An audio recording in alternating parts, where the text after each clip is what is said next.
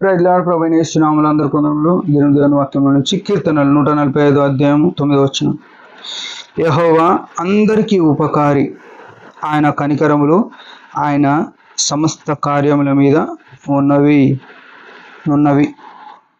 ప్రేమలారా, ఇక్కడ గమనించినట్టయితే యెహోవా అనే మాట గమనించినట్టయితే ఆయన తరములన్నిట మార్పు లేనివాడు.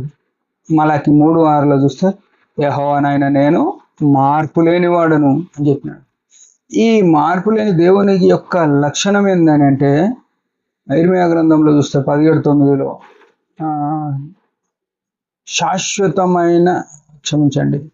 ఇర్మియా 31:3లో చూస్తే శాశ్వతమైన ప్రేమతో నేను ప్రేమిస్తాను. శాశ్వతం, ఈ మాట చూడండి.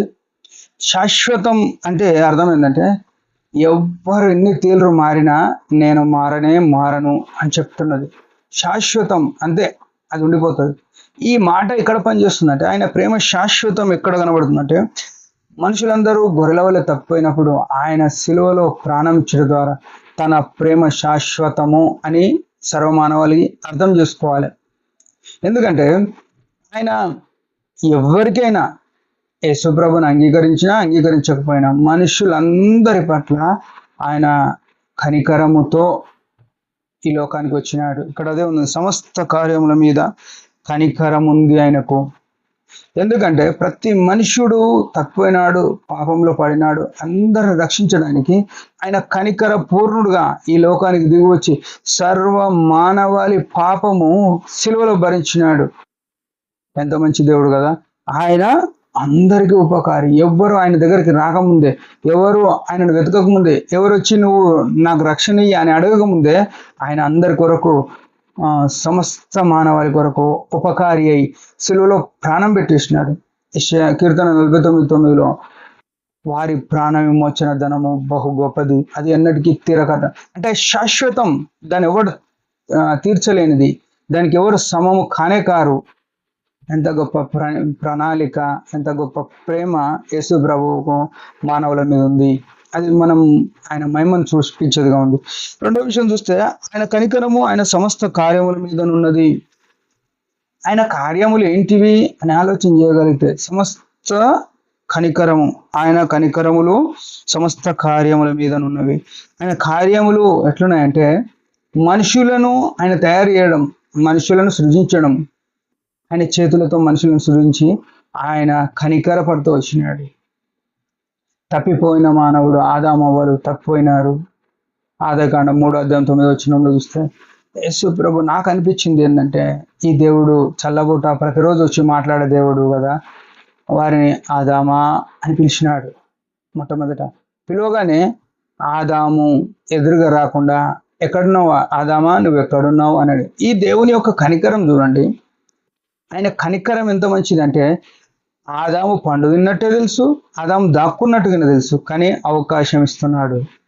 మనకు కూడా చాలాసార్లు నువ్వు ఏడున్నావు అని అడిగినప్పుడు ఉన్నది ఉన్నట్టు చెప్తున్నావా లేదా అనేది దేవుడు పరీక్ష చేస్తున్నాడు. ఇదే రకంగా అననీయ సప్ఫీరాలను పేతురు అడుగుతాడు, అననీయ నీ పొలం ఇంతకే అమ్మినావు అన్నాడు, తక్కువైనాడు. తిరిగి ఆయన భార్యని అదే అడిగినాడు. అంటే ప్రతి మనుష్యుని పట్ల ఈయన కనికరము స్పష్టం. ఆదాముని అడిగినాడు, ఆదాము ఎక్కడున్నావు అని అడగానే నేను నీకు భయపడి తోటలో దాక్కున్నాను అన్నాడు. అనగానే ఎందుకు దాక్కున్నావు అనగానే పండు తిన్నావా అని చెప్తే నేను కాదు, ఈ అవ్వ చేసింది. కానీ దేవుడు వీళ్ళిద్దరు కలిసి తిన్నారు అని అనలేదు. అవ్వను కూడా అడిగినాడు, నువ్వేం చేసినావు అనగానే నన్ను సర్పం మోసపరిచిందని. ఇట్లా అంటే మనుషుల వైఖరి యథార్థత ఉందా లేదా అని తెలుసుకుందామంటాడు దేవుడు. ఆ కనికరం చూపిస్తాడు.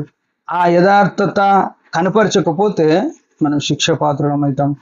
మనకు కూడా ఈ దినము దేవుడు ఏదన్నా ప్రశ్నిస్తే నువ్వెక్కడున్నావు, ఆదాముని అడిగిన దేవుడు మనల్ని అడుగుతాడు, నువ్వెక్కడున్నావు అని ప్రశ్నిస్తే ఎక్కడున్నావు అంటే నా ఇంట్లో ఉన్నా అని అర్థం కాదు. మన జీవితం ఏమిటి మీద గమనమైంది? యేసు ప్రభు రాకడ మీద, ఆయన సిలువ చేసిన త్యాగం మీద, ఆయన రక్షణ ఇచ్చినాడు, ఆ రక్షణ మీద మన దృష్టి ఉందా? రక్షణ కోరుకున్న వారికి ఆయన దయచేస్తాడు అని కీర్తనలో ఉంది కదా. రక్షణ అనేది పట్టుకోవాలా.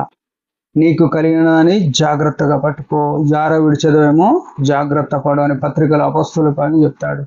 మనకి ఇచ్చిన రక్షణ కూడా కోల్పోకుండా మనం జాగ్రత్త పడదాం, ఆయన మహిమ కొరకు జీవిద్దాం. దేవుడి మాట దీవించిన చిన్న ప్రార్థన. పరమ తండ్రి యేసుప్రభు నామములో వందనాలు.